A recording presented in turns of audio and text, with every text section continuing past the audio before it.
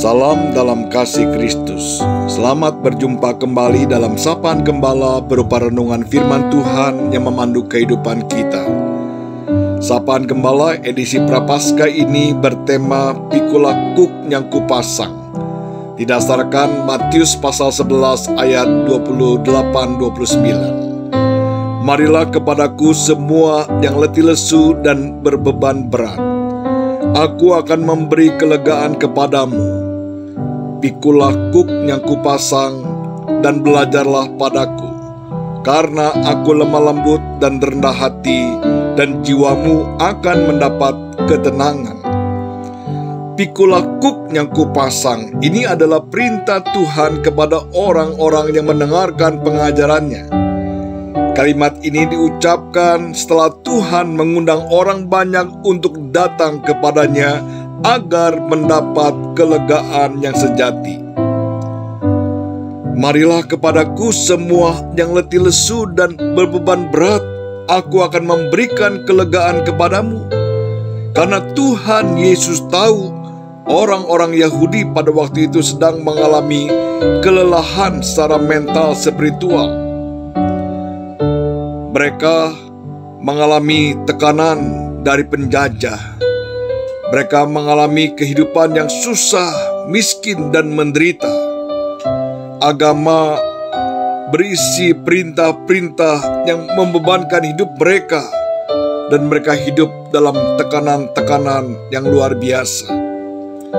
Tuhan menyajikan kelegaan jika mereka mau datang kepadanya. Kalau kita memperhatikan dalam sepanjang sejarah, Tuhan juga mengundang orang-orang untuk datang kepadanya agar mendapat kelegaan sejati, mengalami kesegaran yang sesungguhnya, seperti yang dikatakan dalam Yesaya 40 ayat 29 hingga 31, Yeremia pasal 17 ayat 7 dan 8, dan sebagainya. Selanjutnya Tuhan Yesus mengatakan, "Pikulah kuk yang kupasang dan belajarlah kepadaku." Kelihatannya perintah ini kontradiksi dengan bagian sebelumnya. Jika sebelumnya Tuhan mengatakan, "Marilah kepadaku, aku akan memberikan kelegaan." Tetapi kemudian Tuhan mengatakan, "Pikulah kuk yang kupasang." Apa itu kuk? Kuk adalah kayu lengkung yang dikenakan pada tengkuk kerbau atau lembu untuk menarik suatu beban atau membajak. Pikulah kuk yang kupasang. Kita ingat, Tuhan juga pernah mengatakan, "Pikulah salib." Setiap orang yang mau ikut aku, dia harus sangkal diri, memikul salib dan mengikut aku. Markus pasal 8 ayat 34. Tetapi dalam bagian ini Tuhan memerintahkan murid-muridnya untuk memikul kuk. Dua benda yang harus dipikul oleh murid-muridnya.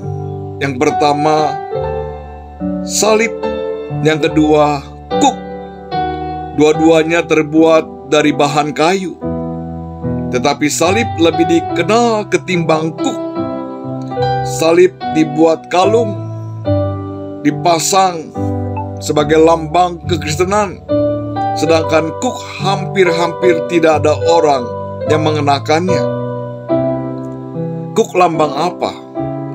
Sesungguhnya kuk adalah lambang penyerahan diri, lambang pengabdian, lambang ketaatan yang mutlak.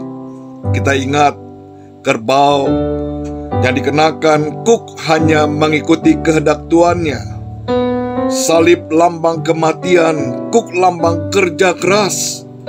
Salib lambang penderitaan, kuk lambang pengabdian. Salib mengingatkan kita pada darah, tapi kuk mengingatkan kita pada keringat. Menjadi orang Kristen yang sejati harus menggabungkan kedua-duanya.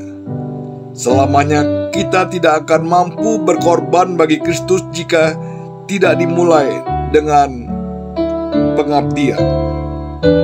Selamanya kita tidak akan mampu setia sampai titik darah yang terakhir jika tidak dimulai dengan keringat bagi Kristus. Selamanya kita tidak akan mampu untuk memikul salib jikalau tidak dimulai dengan memikul kuk, yang ditandai dengan ketaatan, penyerahan diri, dan pengabdian. Memang, keselamatan adalah anugerah Allah, tetapi bukan berarti kekristenan itu murahan. Tetap ada harga yang harus kita bayar. Kita harus bersedia memikul salib, juga bersedia memikul kuk. Kuk Tuhan itu enak dan ringan. Tuhan akan memampukan kita menjadi pengikut yang setia. Kiranya Tuhan menolong kita. Mari kita berdoa. Ya Bapa, mampukan kami untuk menjadi pengikut Kristus yang setia.